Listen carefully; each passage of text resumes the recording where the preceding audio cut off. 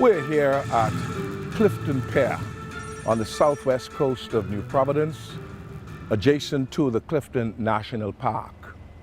Recently, a significant oil spill was reported in this immediate area. That is the problem.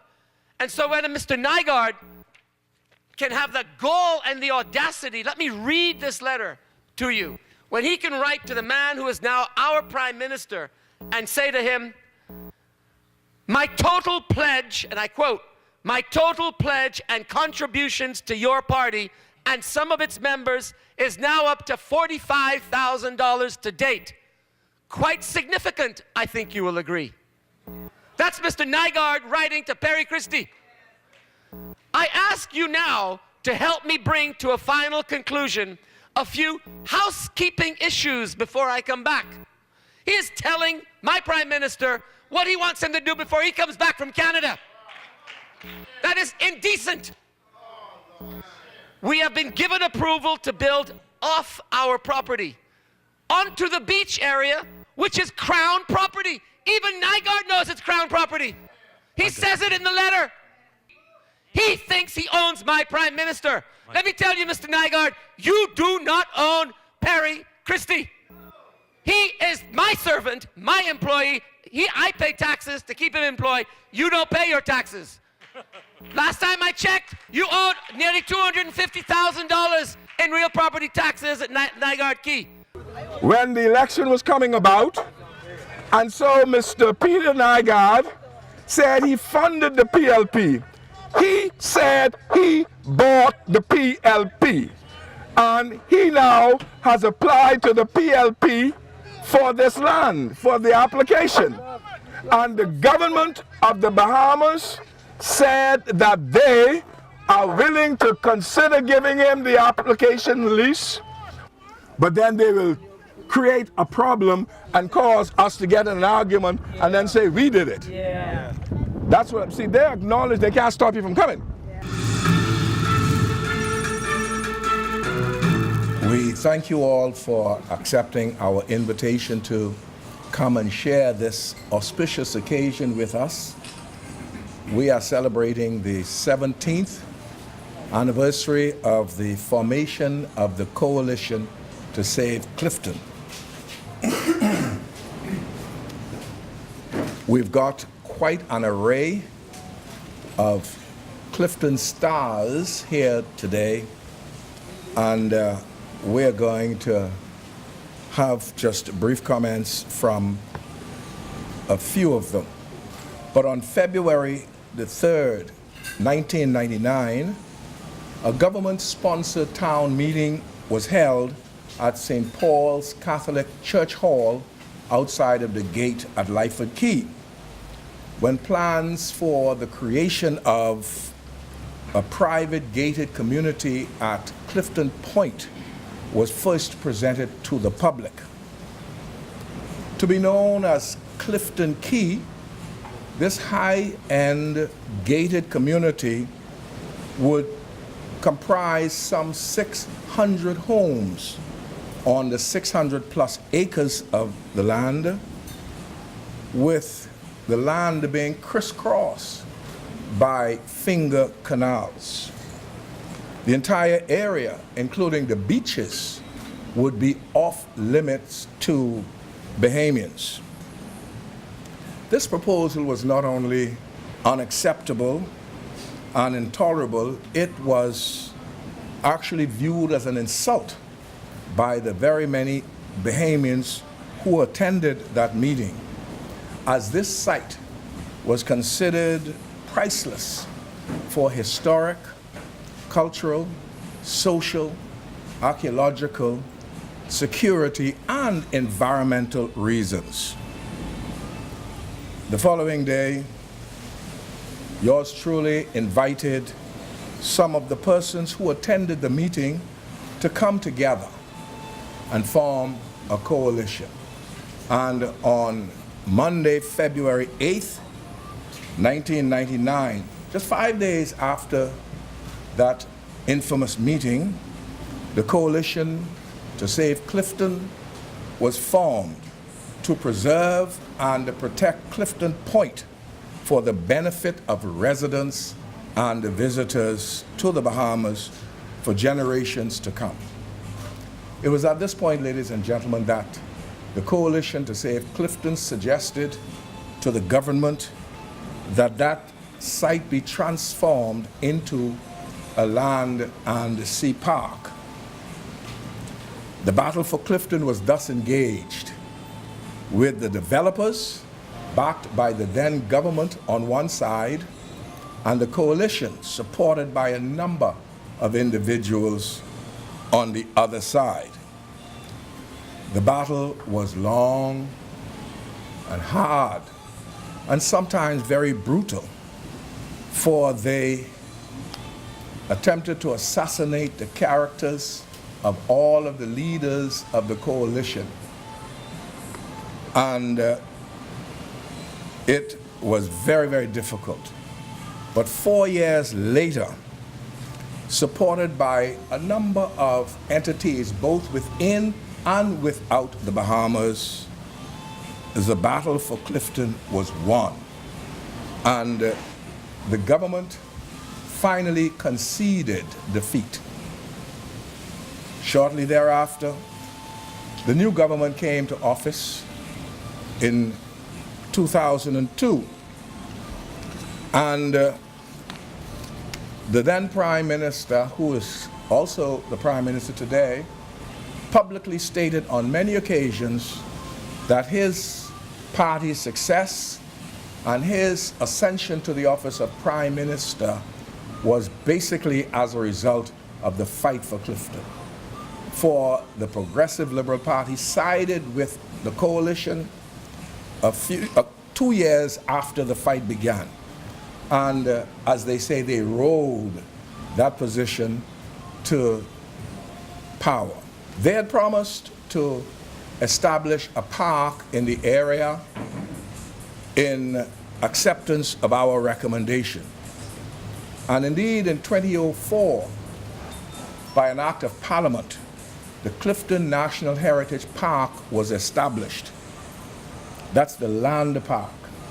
The government at the time indicated that it was very easy, relatively speaking, to establish the land park, but the sea park establishment would require some more effort, for there were a number of stakeholders, including BEC, the brewery, and the residents living on the coast, that had to be taken into consideration. And so we decided to wait for the creation of the sea park. A few years ago, a group now known as Save the Bays provided very clear evidence that showed that the entire Clifton Bay area was in great environmental danger as a result of petroleum and other pollutants, but much more so by unregulated and illegal coastal developments in the area.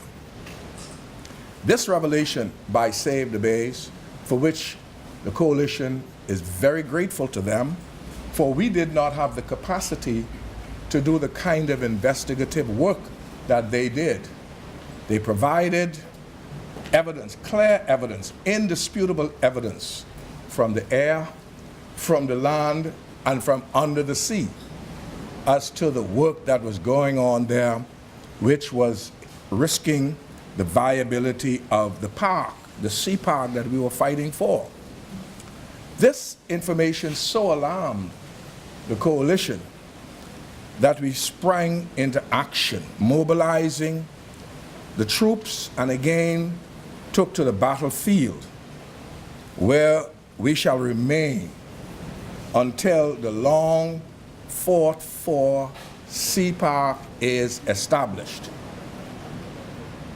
In that connection, we should like to offer the beginnings of congratulations, just the beginnings of congratulations to the government, who in 2014 published an extensive list of some 22 areas throughout the country where it proposes to establish what they call protected areas. These 22 areas include the southwest part of New Providence, presumably including the Clifton area. We don't know because the proposal is not specific, at least to our knowledge. It simply says 18,000 acres. We do not know from where to where and what it will include. And since then, we have had no further details. And so we will withhold full congratulations until the information is made clear and that the park is going to be a reality. Clifton Point, both the land and the sea, is perhaps the most unique and precious site in all of the Bahamas.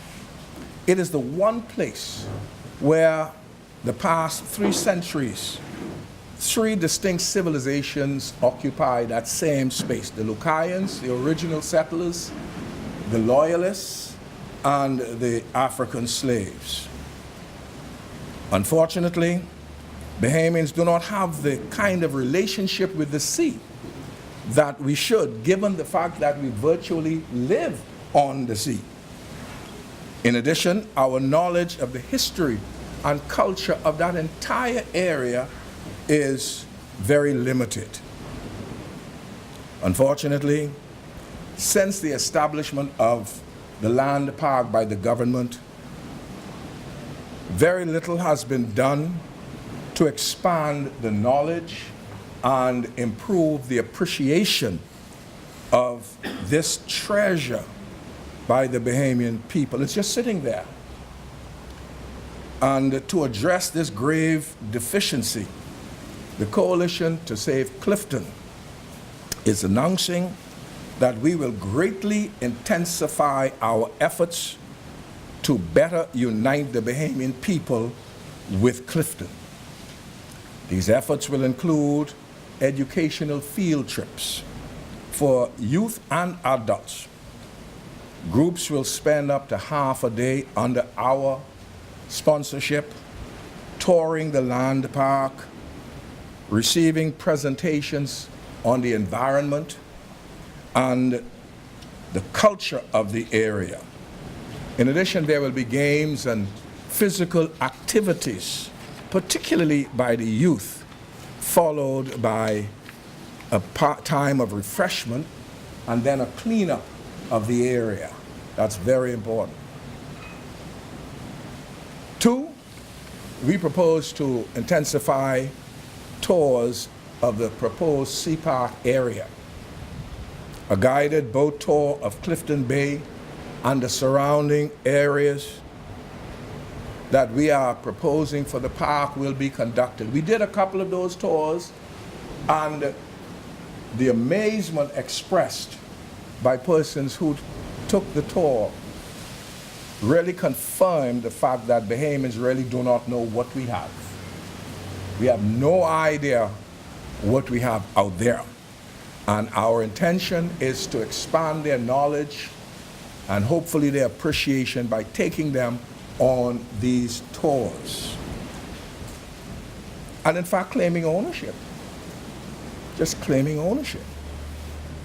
Thirdly, we will expand weekend activities.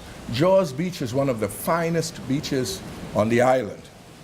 And we are proposing to make Jaws Beach an area of major activity on weekends, particularly during the summer months. And we're talking about games and other activities on the land and on the water and under the water.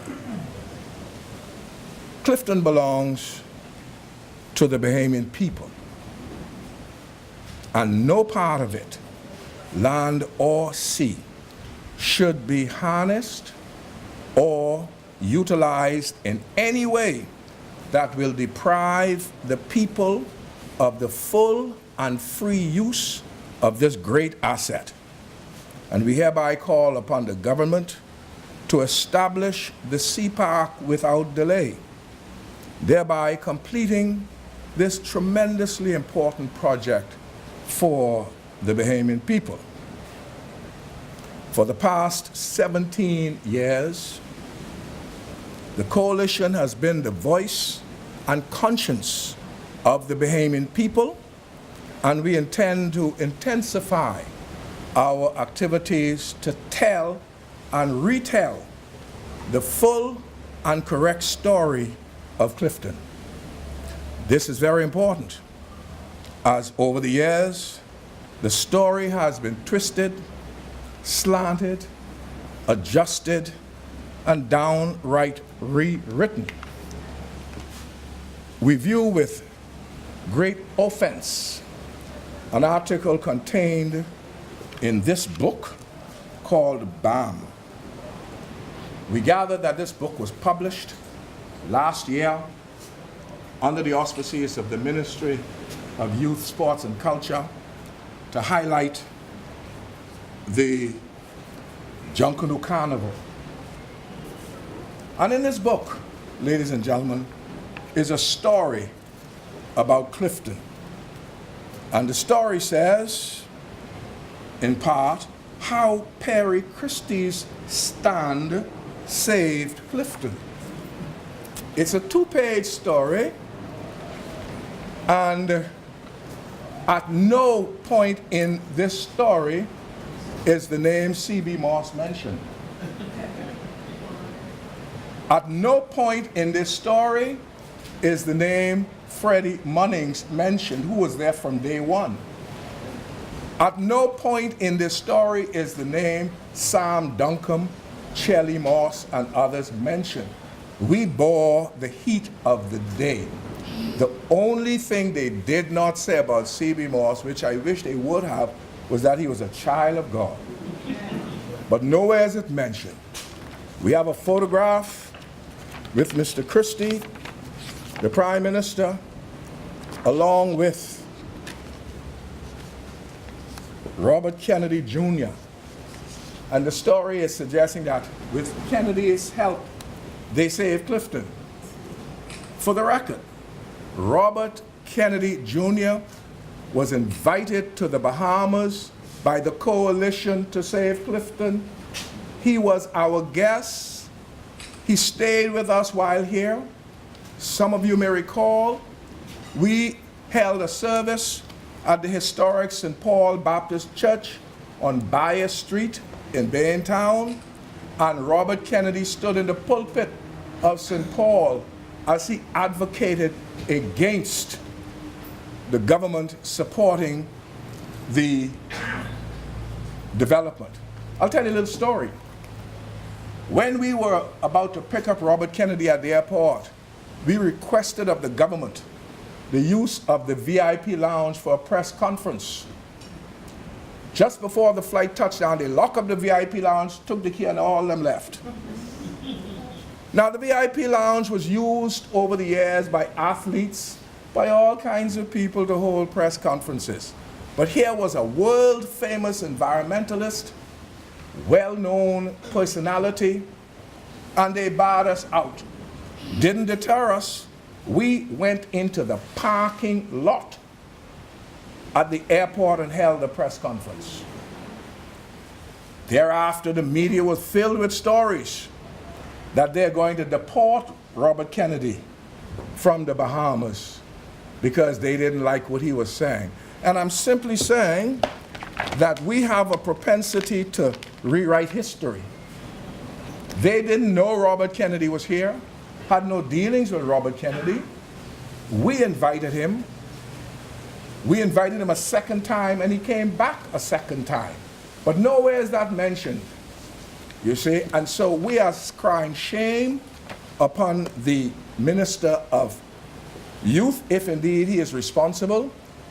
We gather that this was printed, or at least produced, by Bahamas Information Services.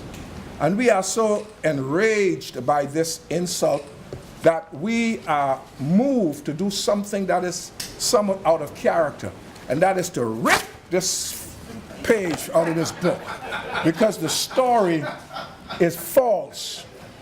It is manufactured, and we are shredding it, and we are calling upon the minister to apologize to the Bahamian people for rewriting, for distorting Bahamian history, and such valuable history.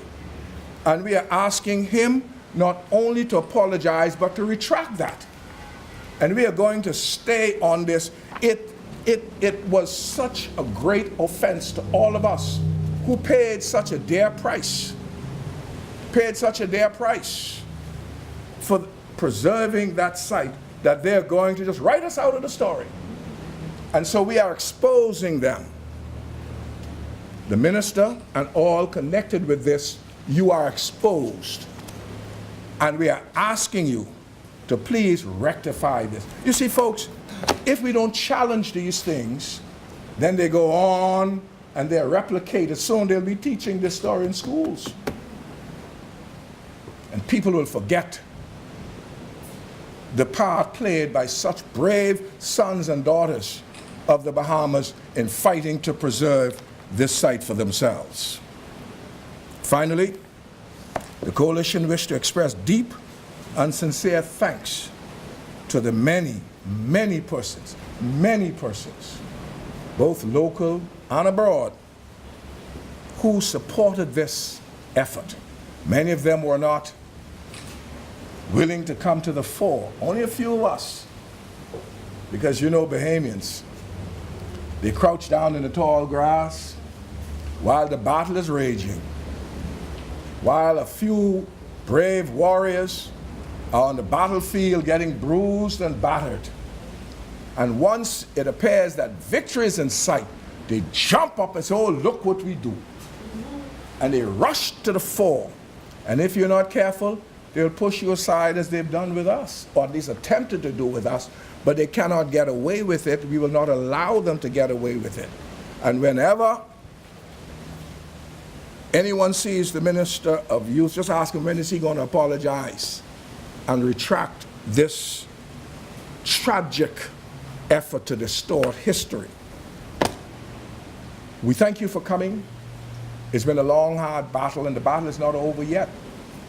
This is the second round of vilification for some of us. This is the second round for calling us everything about a child of God. But nevertheless, we shall prevail because our cause is just. We shall prevail.